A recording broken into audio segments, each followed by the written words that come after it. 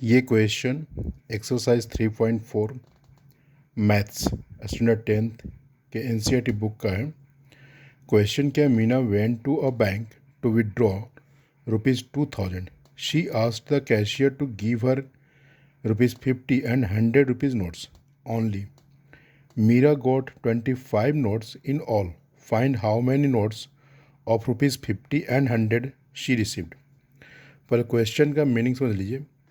मीना को 2000 रुपीज़ चाहिए, ठीक है, और वो नोट जो चाहिए उसको कौन से नोट चाहिए, 50 रुपीज़ का और 100 रुपीज़ का नोट, ठीक है।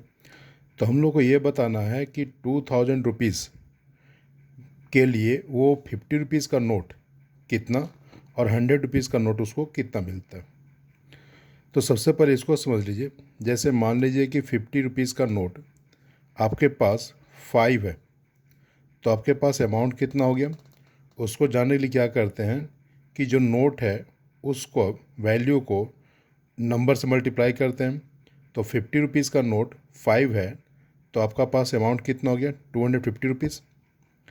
उसी तरह से मान लीजिए 100 रुपीज़ के नोट आपके पास 10 है, तो आपके पास टोटल अमाउंट कितना है, 1000 रुपीज़ है। तो हम लोग को यहाँ पर वही चीज़ करना है। चलिए देखते हैं। तो सबसे पहले चूँकि 100 रुपीज़ का नोट और 50 रुपीज़ का नोट पता नहीं है कितना है, तो उसको हम मान लेते हैं x. Let the number of 50 rupees notes be x and the number of 100 rupees notes be y. अब क्वेश्चन क्या बोल रहा है कि 50 रुपीज़ से उसको जो अमाउंट बन रहा है और 100 रुपीज़ के नोट से जो अमाउंट बन रहा है, टोटल अमाउंट कितना हो रहा है, 2000। तो अकॉर्डिंग टू क्वेश्चन क्या है, 50 रुपीज़ का आपके पास कितना नोट है, एक्स है, तो that means 50x plus 100 rupees के नोट से उसके पास अमाउंट कितना हुआ, 100y इज़ इक्वल टू कितना हो जा रहा है, 2000। इसमें हम लोग एक स्टेप और कर लेंगे। 50 यहाँ से कॉमन निकल सकता है, तो 50 जब कॉमन निकाल दिया, क्या बच गया, x plus 2y is equal to 2000। And now x plus 2y is equal to, अब 2000 को 50 से डिवाइड कीजिएगा तो ये 0 0 कैंसिल हो जाएगा, 5 4 जा 20। दैट मीन्स आपका फर्स्ट इक्वेशन जो हुआ ये हो गया x plus 2y is equal to 40। अब नेक्स्ट क्वेश्चन क्या बोल रहा है कि उसके पास टोटल नोट कितने हैं। मीरा गॉट 25 नोट्स, उसके पास टोटल नोट कितने हैं, 25। दैट मीन्स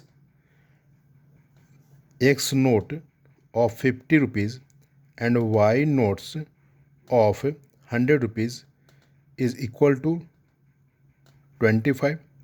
ये आपका हो गया सेकेंड इक्वेशन। अब क्या कीजिए कि हम लोग कोई मेथड यूज़ कर सकते हैं, एलिमिनेशन मेथड भी यूज़ कर सकते हैं और सब्स्टिट्यूशन मेथड भी यूज़ कर सकते हैं हम लोग। तो इस पर हम लोग एलिमिनेशन मेथड को यूज़ करते हैं।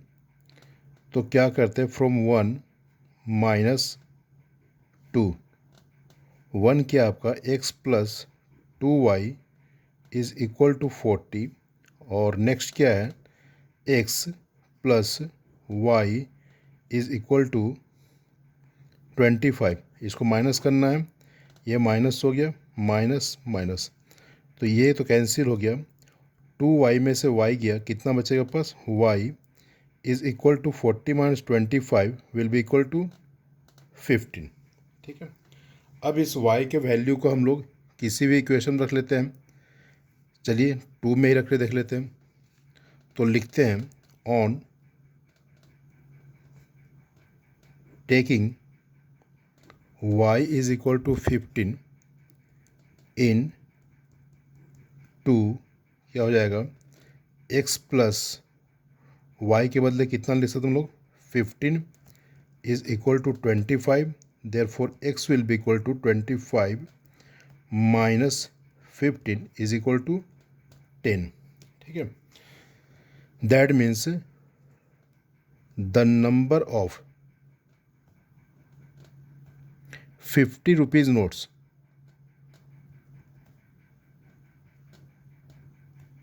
इज इक्वल टू कितना x है, और x का वैल्यू कितना है 10 है, और the number of 100 rupees notes is equal to y, और y का वैल्यू कितना है 15 है. ये हम लोग का आंसर हो गया. हम लोग इसको चेक भी कर सकते हैं. जैसे आप देखिए 50 रुपीज़ का नोट कितना हुआ 10 हुआ, तो 50 इंटू 10 इज इक्वल टू कितना हो गया 500 हो गया, और 100 रुपीज़ का नोट कितना है 15 है, तो ये आपको हो गया 1500. तो दोनों मिला करके 2000 रुपीज़ हुआ ना, वो उसको 2000 रुपीज़ चाहिए, ये हो गया. और दूसरे इक्वेशन के अकॉर्डिंग उसके पास दोनों नोट मिला कितना 25 हो रहे हैं, तो 50 रुपीज़ का x note that means 10 note, और 100 रुपीज़ का y notes that means 15 notes, ये दोनों मिलकर कितना हो गया 25 नोट्स. ओके, ये आपको क्वेश्चन सॉल्व.